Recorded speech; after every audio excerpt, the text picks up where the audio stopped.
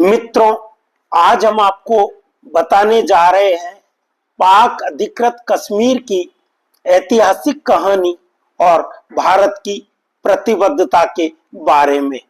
पाक अधिकृत कश्मीर पीओके की कहानी जबरन कब्जे और अंतर्राष्ट्रीय राजनीति की जटिलताओं में गहराई से जड़े जमाए हुए है। कश्मीर विवाद भारतीय उपमहाद्वीप का सबसे पुराना और जटिल संघर्ष है, जो न केवल भारत और पाकिस्तान बल्कि वैश्विक राजनीति को भी प्रभावित करता है। आइए जानते हैं कि पाक अधिकृत कश्मीर पीओके के अस्तित्व में आने तथा लाइन ऑफ कंट्रोल एलओसी के गठन की ऐतिहासिक कहानी तथा समझते हैं भारत, पाकिस्तान और चीन के बीच वर्तमान भू राजनीतिक स्थिति। 1947 में ब्रिटिश शासन से आजादी के बाद हुए विभाजन के बाद पाकिस्तान बना। इसके तुरंत बाद पाकिस्तान ने पीओके क्षेत्र पर कब्जा कर लिया, जिसे भारत अवैध और अनाधिकृत मानता है।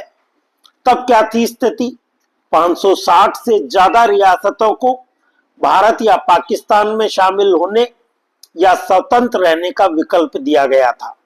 जम्मू और कश्मीर एक प्रमुख रियासत थी, जहां बहुसंख्यक मुस्लिम आबादी थी, लेकिन शासक हिंदू महाराजा हरि सिंह थे। महाराजा हरि सिंह शुरू में स्वतंत्र रहना चाहते थे और किसी भी देश में विलय नहीं करना चाहते थे। यह अनिर्णय एक बड़े संकट का कारण बना, जो शीघ्र ही एक व्यापक संघर्ष में बदल गया। पाक की साजिश।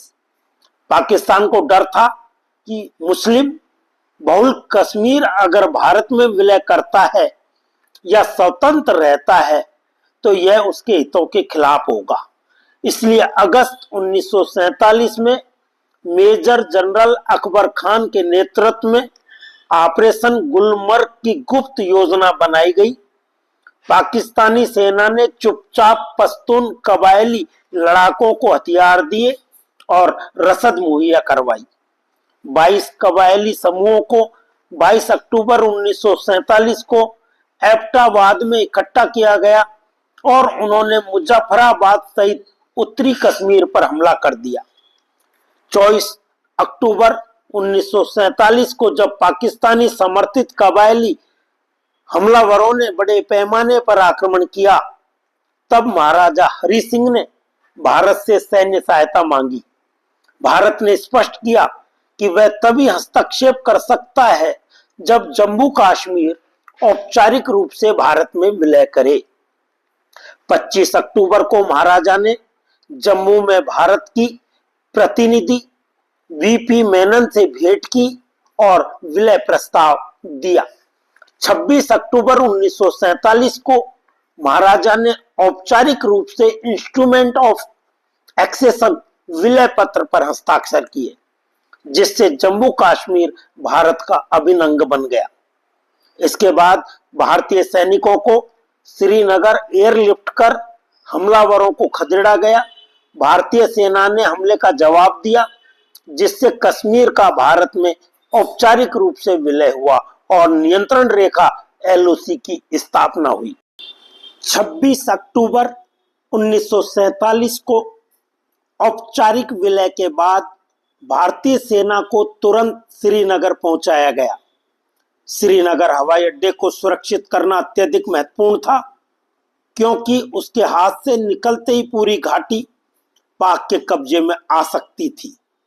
मेजर सोमनाथ शर्मा के नेतृत्व में भारतीय सैनिकों ने बडगांव जैसे प्रमुख स्थानों पर हमलावरों को रोका और आगे कब्जा नहीं होने दिया।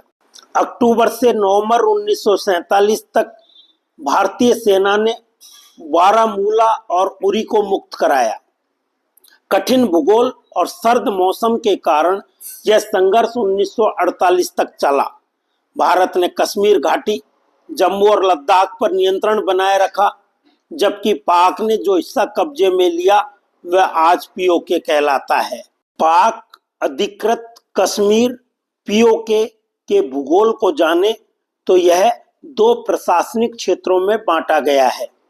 एक पीओके का क्षेत्र एजेके, दो Gilgit Baltistan.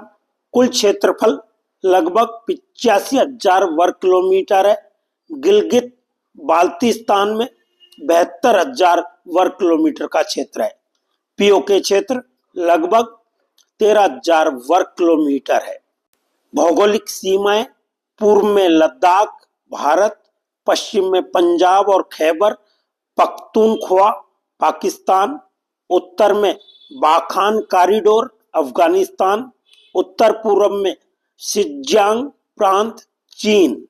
Cease fire line और नियंत्रण रेखा: 1949 के युद्ध विराम के बाद युद्ध विराम रेखा खींची गई, जो भारतीय और पाकिस्तानी नियंत्रण वाले क्षेत्रों को विभाजित करती थी।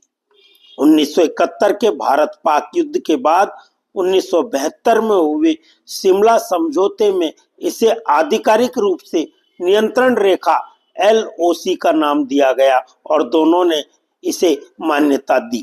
पीओके की वर्तमान स्थिति: पाक ने अपने कब्जे वाले क्षेत्र को आजाद जम्मू और कश्मीर AJ के नाम दिया है, लेकिन वास्तविक नियंत्रण इस्लामाबाद के पास है। पीओके की स्थानीय सरकार स्वास्थ्य और शिक्षा जैसे मामलों में सीमित स्वायत्तता रखती है, जबकि रक्षा, विदेश नीति और संचार पाकिस्तान सरकार के अधीन है। गिलगित बाल्टिस्तान पाक के सीधे संघीय नियंत्रण में है। इसे नॉर्दर्न एरियाज कहा जाता है। अनुच्छेद 370 की समाप्ति के बाद वर्ष 2019 में भारत सरकार ने अनुच्छेद 370 को समाप्त कर जम्मू कश्मीर का विशेष दर्जा समाप्त कर दिया। प्रधानमंत्री नरेंद्र मोदी और रक्षा मंत्री राजनाथ सिंह ने कई बार कहा है कि अगला लक्ष्य पीओके को पुनः प्राप्त करना है। गिलगित बाल्टिस्तान से गुजरता CPEC मार्ग भारत, पाक और चीन के बीच मुख्य विवाद का विषय बना हुआ है। जब कबायली हमलावरों की गति थम गई, तब पाकिस्तान ने अपनी नियमित सेना भेज दी, जिससे यह संघर्ष दो देशों के बीच प्रत्यक्ष युद्ध में बदल गया। भारत का नजरिया: पीओके और गिलगित बाल्टिस्तान को भारत अपना अभिन्न हिस्सा मानता है। गिलगिट बाल्टिस्तान से गुजरने वाला चीन पाकिस्तान आर्थिक गलियारा CPEC भी भारत की संप्रभुता का उल्लंघन है। 1994 में भारत की संसद ने सर्वसम्मति से एक प्रस्ताव पारित किया था, जिसमें कहा गया कि पीओके के भारत का अविभाज्य हिस्सा है और उसे पुनः भारत में मिलाया जाना चाहिए। चीन को सौंपा गया हिस्सा: वर्ष 1963 में पाकिस्तान ने गिलगित बाल्टिस्तान का लगभग 1900 वर्ग मील क्षेत्र चीन को सौंप दिया, जिससे चीन को CPEC मार्ग बनाने की अनुमति मिली, जो सिंजियांग को पाकिस्तानी बंदरगाहों से जोड़ता है।